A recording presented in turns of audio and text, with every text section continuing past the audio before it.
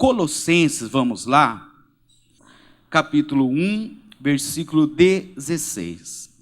Colossenses 1, 16.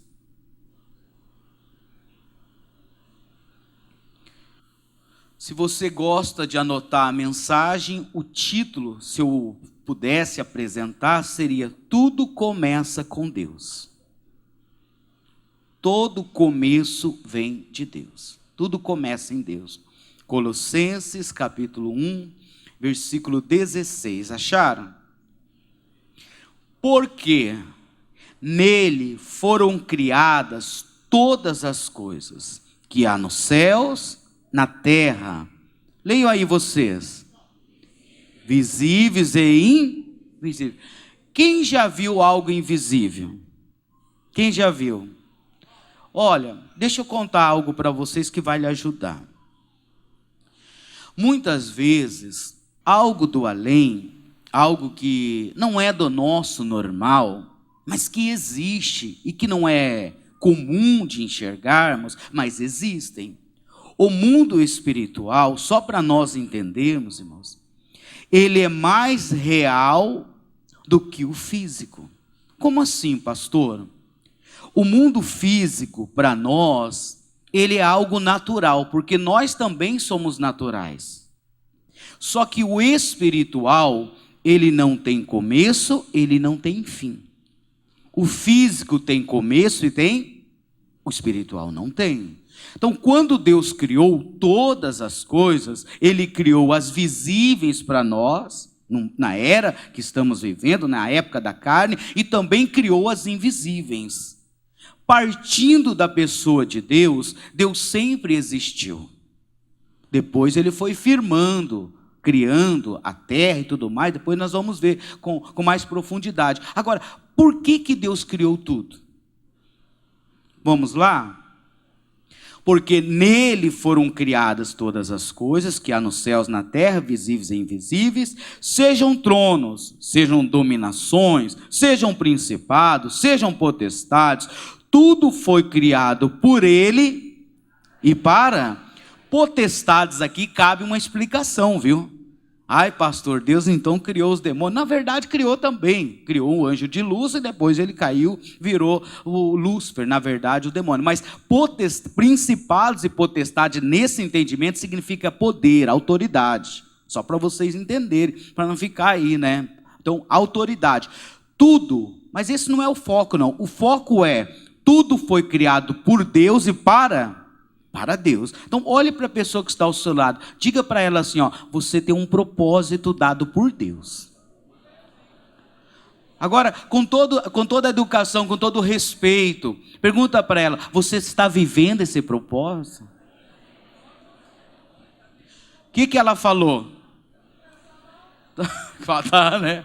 Pastor, irmãos, olha, o que nós aprenderemos hoje é algo muito importante. Por quê?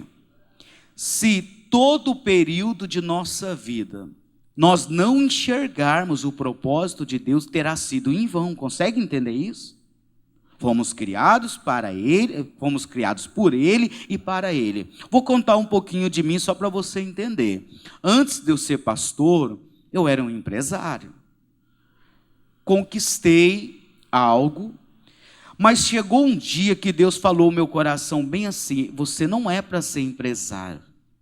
Eu era um dos maiores dizimistas da nossa igreja na cidade de São José dos Pinhais, alguns anos atrás. Era uma coluna da igreja. E Deus falou no meu coração, eu falei, mas Senhor, eu vou ajudar tanto a obra, me deixa ser rico. Eu tinha vontade de ser rico, sabe? Nascido em Borrazópolis, quem conhece Borrazópolis? Só tem uns irmãos ali, ninguém mais veio de lá para cá, né? Nascido de pai pedreiro, sabe aquela vontade de ser rico? Meu carro, irmãos, era um que eu fazia de bananeira. Quem conhece bananeira? Cortava bananeira, colocava 4 assim, colocava um volantinho de latinha e ali era o meu primeiro carro, né? Mas deixa isso para lá, isso é passado. Então, eu saí daquela cidadezinha do interior com a vontade de ser rico. Vontade mesmo, igual o Osclimar contou ali, abriu uma empresa sem nada, eu abri também, e consegui, até consegui, mas chegou uma hora que Deus me chamou para ser pregador da palavra. Agora tem um detalhe que eu quero falar para vocês. Como que pastor é conhecido aí fora? Pelo amor, vocês me constrangem desse jeito. Como que pastor é conhecido? Até você, Derlei. Irmãos, olha só, de uma família simples, mas com muita honestidade. Meu pai sempre me ensinou a ter caráter, honestidade, sempre fui honesto, mas eu me tornei pregador da palavra. Lógico, a fama de pregadores aí fora é até às vezes um pouquinho ruim, mas tem um detalhe. Hoje eu falo para vocês, eu estou vivendo o propósito que Deus estabeleceu para mim. Eu poderia ser um grande empresário naquela, vou falar, né? Não gosto muito de colocar essa palavra, mas eu vou colocar, naquela gana por ser próspero, eu ia conseguir chegar. No ritmo que estávamos indo, eu ia conseguir chegar, com certeza. Agora, eu não estaria vivendo o propósito de Deus, por mais que eu estivesse ajudando a manter a obra, que é difícil, irmãos. Eu falo para vocês hoje como pregador. Manter uma igreja não é fácil. Agora, eu estaria fora do propósito de Deus.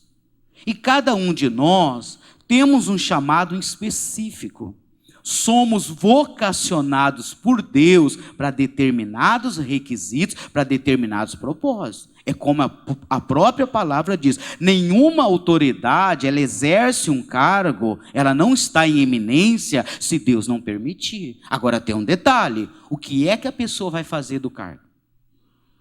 Aí vem a outra questão, se Deus a colocou ali, é porque tem um propósito. Você é um grande empresário, não foi chamado para ser pregador como eu, mas você tem um propósito de fazer o quê?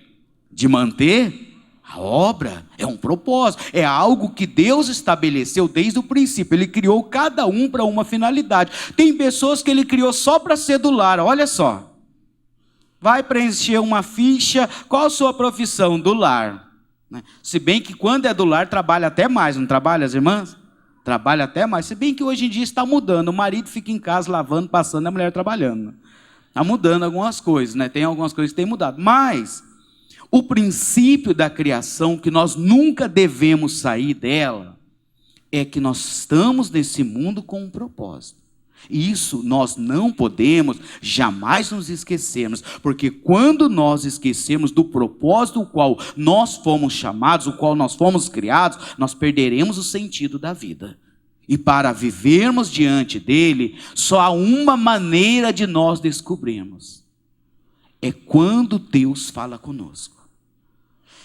Pode ser o teu pai, a sua mãe, o avô, o patrão, a pessoa mais experiente da vida, o professor da faculdade, pode ser a pessoa mais sabichona da vida. Ela não pode te dar a direção do propósito que Deus estabeleceu para você, porque o Criador seu é Deus.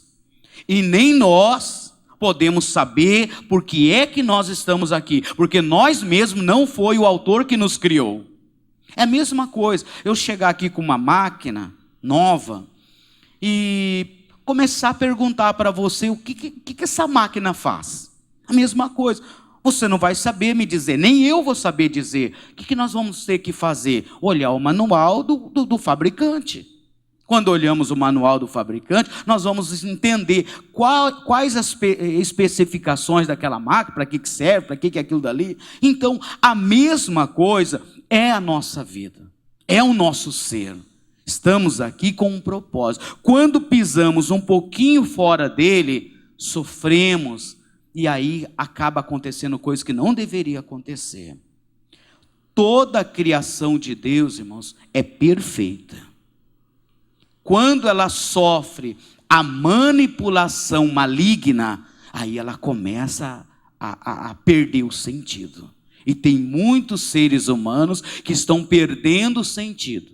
Estão levando a vida à torta e direita, estão se metendo com coisas que não deveriam se meter, tudo em função de que não estão conseguindo viver o propósito de Deus. Em Jó, volte um pouquinho por gentileza, lá no Antigo Testamento, o meio da Bíblia é Salmos, vizinho da esquerda é Jó. Capítulo 12. Versículo 9, Jó 12, 9. Acharam? Quem não entende por todas essas coisas, que a mão do Senhor fez isto, que está na sua mão o quê? A alma de tudo quanto vive. E o que mais? E o espírito de toda a carne humana. Nós somos construídos, vamos falar assim para você entender, por 3 partes. Somos um espírito, possuímos uma alma e habitamos num corpo.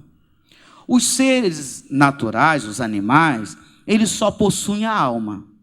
Por isso que a Bíblia diz aqui, ó, que está na sua mão a alma de tudo quanto vive. Agora, na carne humana, o que está?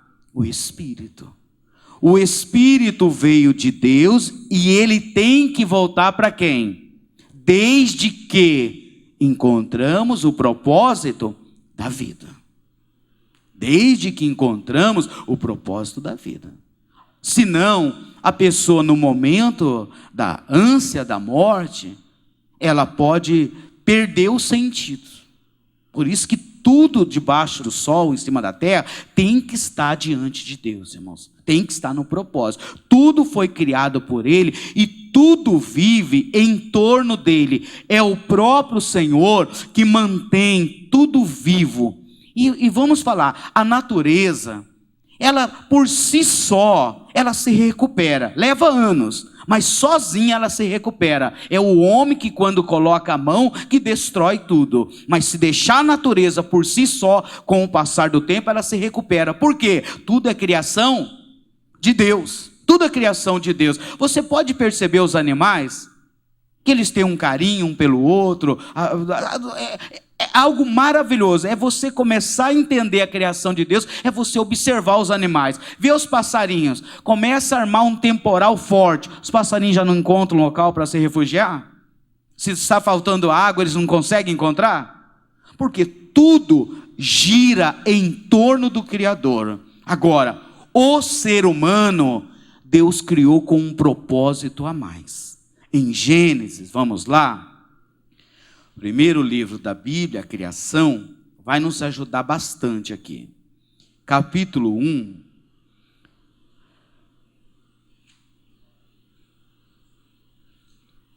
Versículo 26. Gênesis 1, 26. E disse Deus: façamos o homem à nossa imagem, conforme a nossa semelhança, e domine sobre os peixes do mar, e sobre as aves dos céus, e sobre o gado, e sobre toda a terra, e sobre todo réptil que se move sobre a terra. E criou Deus o homem à sua imagem, a imagem de Deus o criou, macho e fêmea os criou. E Deus os abençoou, e Deus lhes disse: frutificai, multiplicai-vos, enchei a terra, e sujeitai-a, e dominai sobre os peixes do mar, tal. Olha para mim. Qual foi o propósito da criação do homem? Resumindo em poucas palavras, digam comigo: dominar. Então, o propósito da criação do ser humano, homem, mulher, homem, né, no sentido feminino, masculino, homem, o ser humano, ele foi criado com um propósito dado por Deus. A finalidade da criação do homem era dominar. Quando o homem começou a exercer o domínio sobre a terra, ele tinha tudo ao seu dispor. Se ele precisasse do peixe, o peixe estava à disposição dele, porque ele foi dotado da capacidade para dominar. Se precisasse de um gado, de um cavalo, de tudo, o homem foi criado para dominar. Sobre todas as ervas, todas as árvores frutíferas, o propósito do homem foi a criação do homem foi com um propósito de muita autoridade. Pode ver, até hoje, aonde você coloca as mãos, você consegue vencer. Vence ou não vence? Vence. Porque o homem foi criado destemido. Foi criado para vencer. Agora tem um detalhe. Quando Satanás entrou no mundo, ele quis burlar a criação de Deus, ele quis adulterar a criação. Ele não tem capacidade para criar, mas ele tem a capacidade para adulterar. Ele foi enganando Eva aos poucos, nós sabemos. Ela comeu do fruto da árvore que não deveria. Não importa, irmãos, a Bíblia não diz se é maçã, se é pera, se é abacaxi, o que é. Pastor, é a maçã da área sexual. Não é, porque Deus já tinha ordenado que era para crescer e Então deixa um dia, nós vamos ver que tipo de fruta que é. Não se preocupe com o fruto, não. O que nós temos que nos preocupar é que o homem caiu. E aí começou a desandar o propósito da criação do homem. Desde então, nós sofremos a intervenção maligna de Satanás. Se não fosse a atuação demoníaca, falando abertamente, irmãos, não tinha casamento destruído, não tinha essas doenças, não tinha esse mal que tem varrido as pessoas, que tem devastado famílias, não ia ter nada de coisa ruim que acontece. Porém, a realidade é que nós estamos vivendo num mundo corrompido. Deus, querendo realmente o domínio, o propósito da criação, enviou o Filho dele, Jesus Cristo, para que morresse por nós e pudéssemos ter vida e vida com abundância. Só que, enquanto o ser humano não se encontra verdadeiramente com Jesus, ele está à mercê da intervenção maligna. Consegue entender?